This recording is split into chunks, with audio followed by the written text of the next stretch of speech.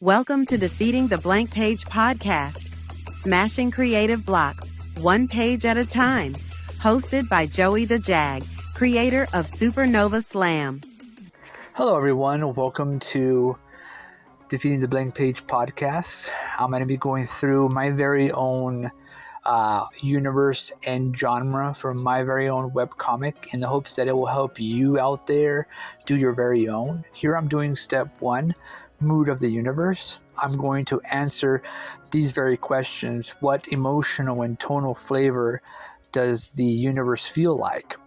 And I'm going to write down my own feelings about this story. And we're going to keep on moving forward. Hopefully you can answer your very own questions for your very own webcomic in this way.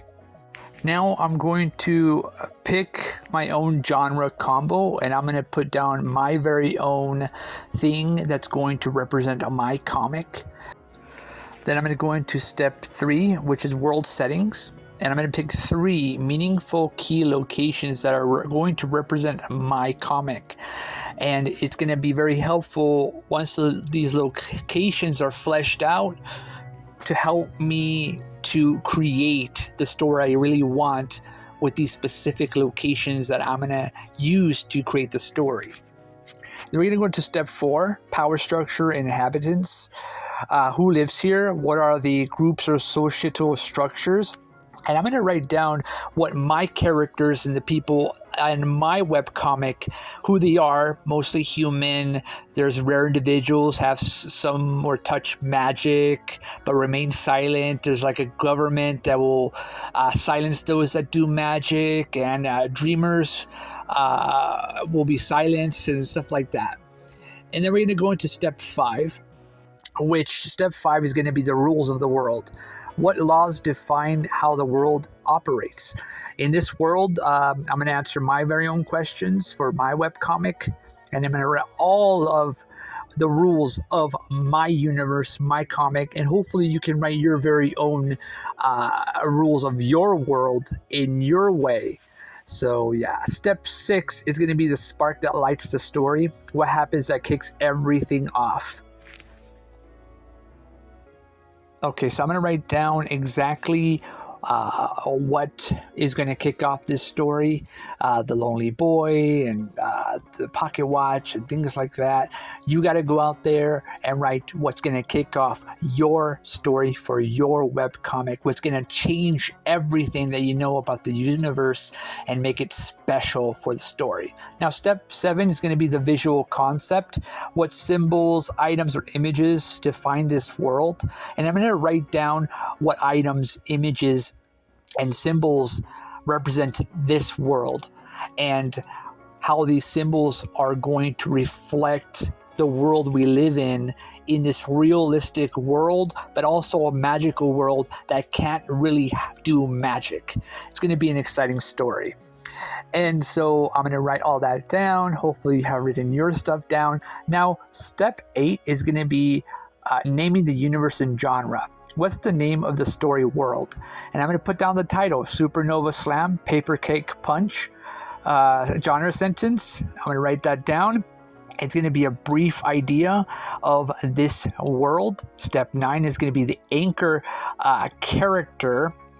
And what this is going to be the heart of the story. And it's not going to be the main character of the story, but it's going to drive the story. And the heart of this story is Gingerbread Hero, who is a food warrior or food guardian, a gingerbread superhero ninja-like character who has his own story, background, and he's basically the main centerpiece of the action of this story. He is the heart of this story. And then the boy is the main character. Now, step 10 is universe tension. And what we're going to write here, and I'm going to also add that it's going to be the conflict engine. What themes power the central conflict? And I write down stuff like magic versus reality, magic versus suppression. These are my very own things that are going to give the universe tension. What are your tensions for your webcomic? Step 11 is going to be the visual mood board. What does your universe look and feel like? So I'm going to go ahead and write down exactly what my universe will look and feel like. It's going to help me to be able to write and draw all of these things that are visually in my head. And it's going to help me to articulate all of these things with each conflict that I'm writing down. Things will change throughout the process, but this is the main idea. And these are the main characters that are going to be centerpiece to the entire story. These are the importance of this entire story. Step 12 is the sample scene, and we're going to do the proof of concept. This is basically like if you're pitching this idea to, I don't know, a company or someone or friend, family. This is my a pitch, if you will. And I'm going to write all this down about a specific scene that happens in the story. This could change. You can change this. Everything that you're writing down isn't concrete. It's just to give you an idea of what's going to happen, how the story is going to play out. A lot of this could change and probably will change in the final product down the road. But this is a good idea and gives you an understanding of where your story is heading. And now step 13 is going to be the timeline of the world. It's basically what's the past, present, and future of this universe. What are the outcomes? What happened in the past? What's happening in the present? What's going to happen in the future?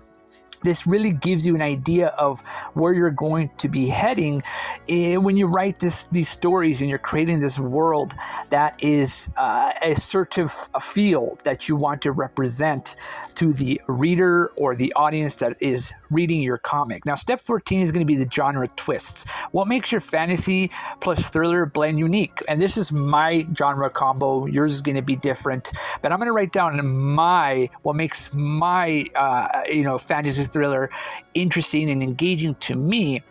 And it's basically, emotional, a little war waged in classrooms, buffets and bedrooms, basically like fear, disbelief, and censorship, so much more.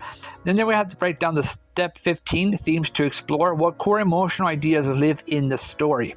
And I'm going to write down all of the core ideas that are going to help me mold this story into what I want down the road. Just little notes for me to grab whenever I want to use in order to push the story forward and make it happen.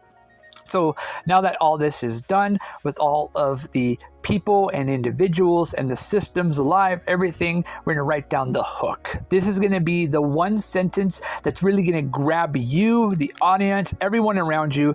This is it. This is the main goal of this whole process exercise, is to find that hook that you're going to push into your webcomic. And here are inspirations and influences that I wrote down.